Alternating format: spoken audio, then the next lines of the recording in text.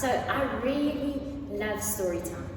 For me, it's such a great time when you get the kids' attention, they're watching you, and there's so many different ways that you can tell a story. The story that I want us to hear today is about when Jesus made his triumphal entry into, was it into Jerusalem? Yes, into Jerusalem. All right. And it's such an amazing time when people were recognizing that he was going to be the king. But it's quite strange. If I look before that story, the story is found in Luke chapter 19. But at the beginning of the story, so it goes that they were busy walking on the road, and Jesus had just told the people a story. Because you see, Jesus wanted people to understand that it actually literally says there in that verse, that he wants the people to understand that the kingdom's coming is going to be different to what they expect. So he told the story about the king who'd gone off and he'd left his servants in charge and he'd given them some money.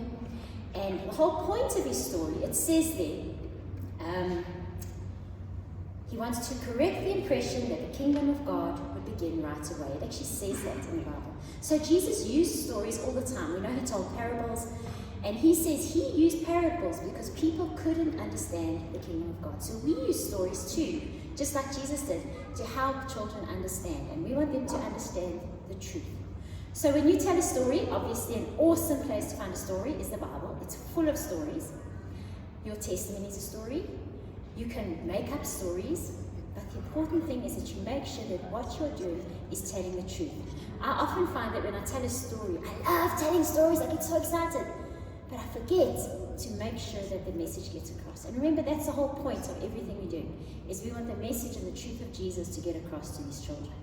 All right, so I'm going to tell a story today. And one of my favorite ways of telling a story, and everybody knows, is by using a repeated phrase. Because if I have the children listening out for one particular word, then they need to listen really, really carefully. Now today, my word is going to be shout. Because when the people saw Jesus coming, riding on a donkey, they started to shout. And what did they start to shout? They shouted, "Blessed is the King who comes in the name of the Lord." Do you think you can shout that?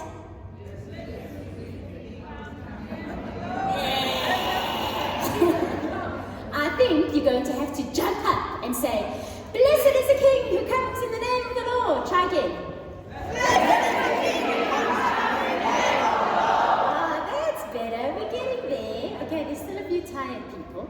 So whenever you hear me say shout, you are Okay, so I'll be talking and talking. I'll tell you how the people shout. Alright,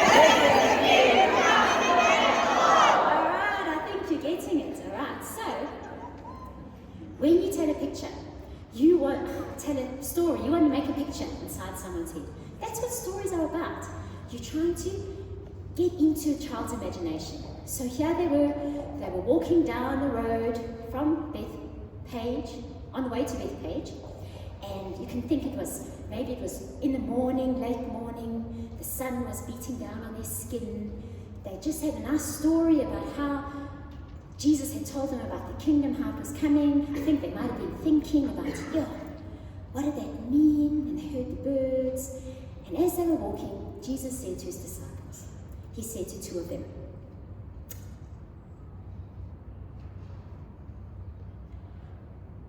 "As you go into the village over there, and as you enter it, you will see a donkey tied there that no one has ever ridden.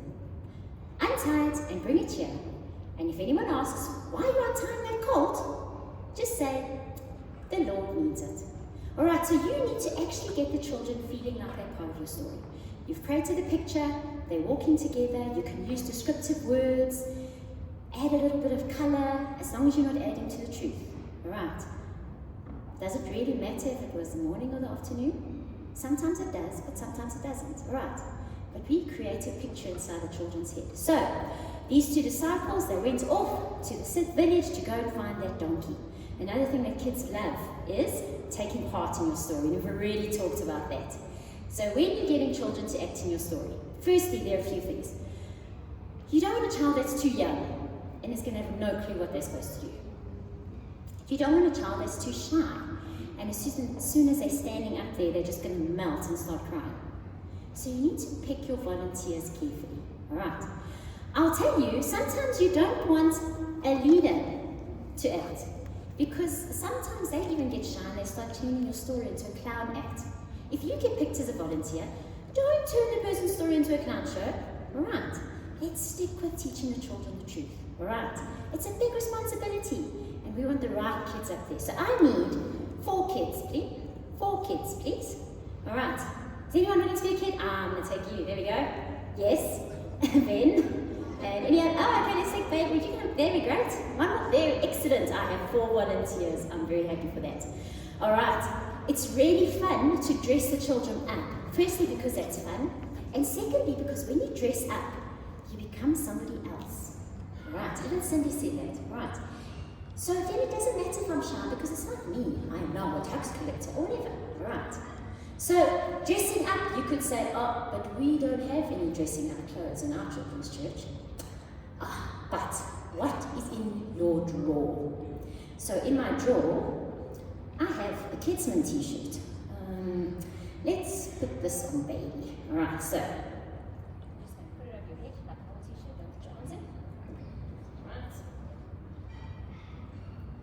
There we go. Everyone has t-shirts. All right. Put your hair through, and then I just go like this. Put it over your face. There you go. All right, there we have a disciple. Okay, good stuff. All right. Another age-old trick that I remember when I was a kid, which was long ago. All right.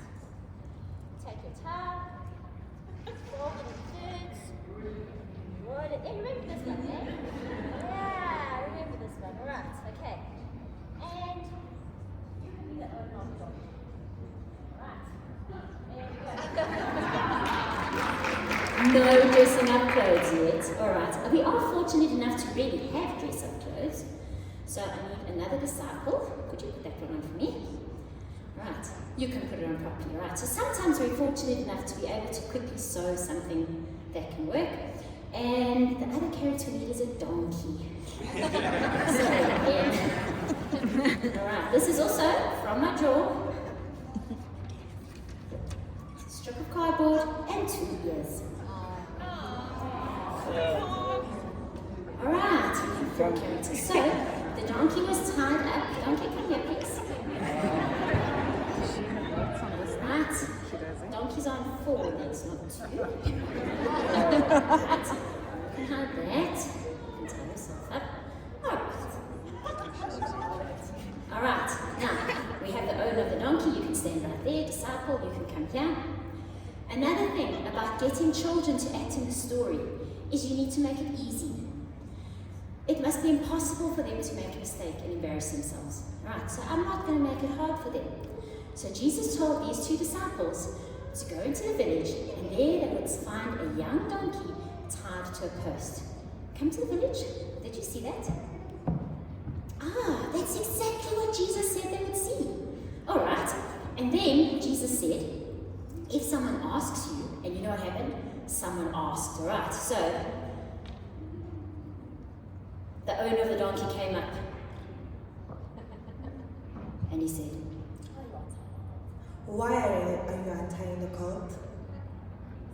The Lord needs it. I didn't even have to help them, right? So good. And then they untied the colt. There we go, you can take your colt. And they took him away. Simple things. I need a blanket. Oh, I've got a scarf. Oh, thanks, donkey. Alright, thank you, actors. Well done. Alright, so acting doesn't have to be prepared. If you're going to do something complicated and you need to get people to prepare, then just warn them before the time. If you want a real skit with a script, then maybe the leaders can do it, and you give them the script before the time, so that they know what they're doing and the message gets across. Remember, it's always about getting the message across. So, they took the colt to Jesus, and Jesus sat on the donkey, and they started to move towards Jerusalem, and the people started to shout, "Blessed is the Lord." All right, it says in the Bible that many people put their cloaks on the ground while others cut branches. Before that, sorry. He rode along the road and the crowd started to shout.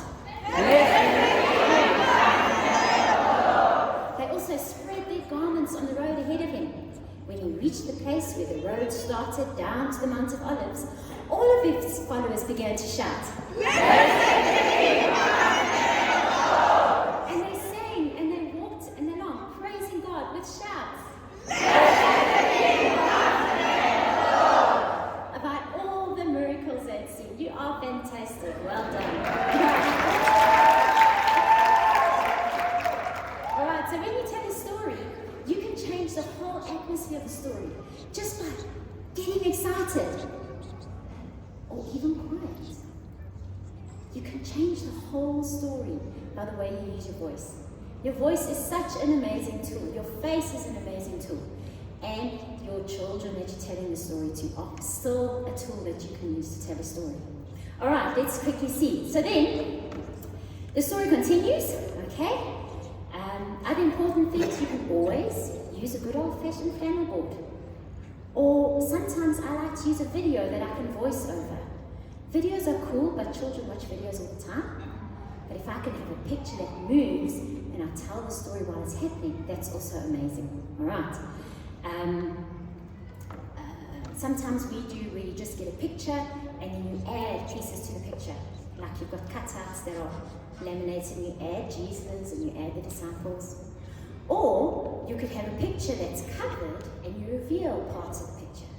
Or you could ask the children, what do you think is coming next? Right, involve them in your story. The story we were talking about was the story of Jesus riding on the donkey into Jerusalem. So, let's quickly, it says, people spread their cloaks on the ground, others cut branches and spread them out, and we've done a lot of the shouting. Alright. Alright, let's look at that picture. Alright, so I have a picture here. Go to the next one. Alright, okay. Oh! So what you could do, and if you're really brave, is you could draw the story while you're telling it. I've tried this with a small little group of teeny weenies, and they love it. They're not very critical of my drawing skills. I'm still a little bit shy to do it with bigger people. But if we have a look at this picture, what's missing? Alright, I was a little bit slow, but you could see that something was missing from the picture. And then we added to the picture. Yes, you don't have to draw the whole picture. What was missing? The palm branches and? The cloaks. And the part of the picture that we can't draw is the shout. Some of you got that. Alright, okay. So, the other thing that's on that slide is letting people draw the story. And I like the way that Tyler did our first little introduction object lesson. Everyone had a piece of paper and everyone is involved. And I thought that was very engaging as well. So you can let them draw then. We mustn't forget the amazing tool of our craft afterwards. So you've told your story, you've given your children lots of things to think about, and then you go and sit in small groups and you make a craft. So for this story, I made a palm branch. Alright. Photocopied leaf, coloured like a child that was load shedding. Alright. And with a little stick, okay? And then the children can remember, yes, the story was about when Jesus was coming into the city and the people were shouting. And they were waving palm branches. And the amazing thing about a craft is firstly, you get to sit with the child while they are doing the craft. Go from table to table. Ask them, wow, look at your leaf. What does it remind you of? What story did we hear? You're colouring beautifully. Can you use this to worship God? Involve them. Talk one-on-one to the children, because then you can see if they have learned the correct message. And that's where you can correct the things that you thought you were saying this and they were hearing something else. That happens a lot. Alright. The other cool thing about a craft is they get to take it home and they get to tell the story to someone else. Amen. Someone else is going to say, what was that? And they can say, yes, we heard the story about when Jesus was coming into the city and everyone was shouting.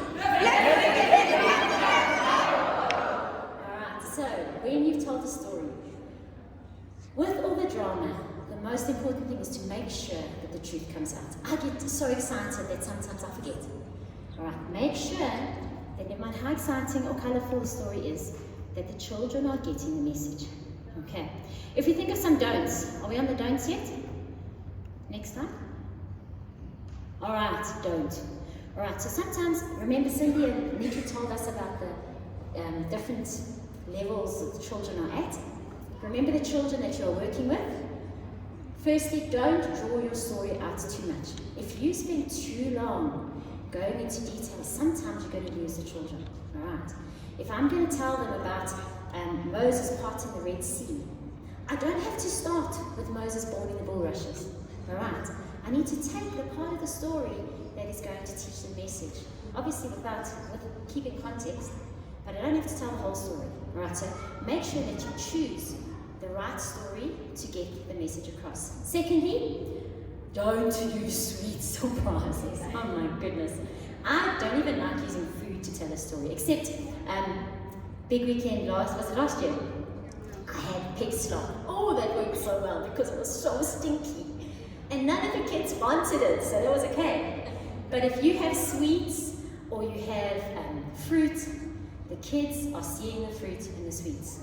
And they're just wanting to see, how can I get that sweet? And then they're actually not listening to you. So I would say the sweets for after.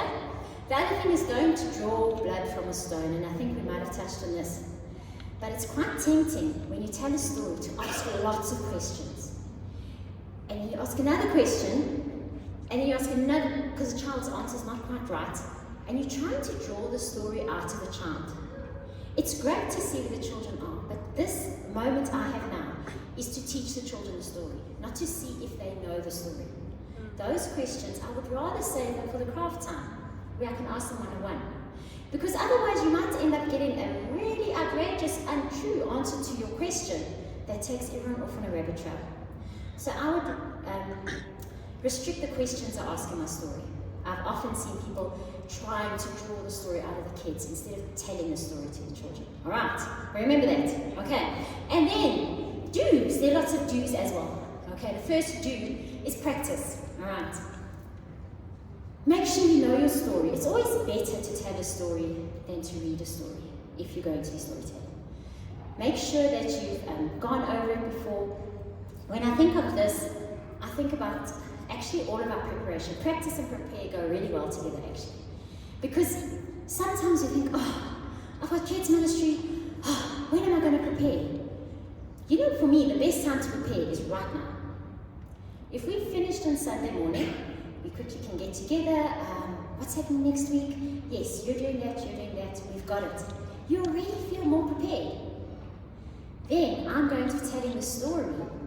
I mustn't think, oh, I'll do it tomorrow. Oh no, tomorrow's busy. I'll do it then. Oh no, we do get busy. That is a truth. All right. For me, if I can just go over the story once or twice on Sunday already, then already I feel a bit prepared. Because it doesn't take long to prepare, but the emotion of not being prepared takes the whole week. All right. So I would say, prepare early, then you're ready. And then you could teach it tomorrow or you could teach it next week, but you're prepared. And if you just give yourself those few minutes to prepare, it's going to save you a whole lot of emotion of thinking, I have to prepare. Right. And then the last one I have here is make sure that you're telling the truth. That is the biggest do. All right. Make sure that you've studied the word yourself, that you understand the message you're trying to get across, and that the message is the truth. All right. Because the children, as we say, are going to listen to what you say, and they trust you as their teacher. All right. Done.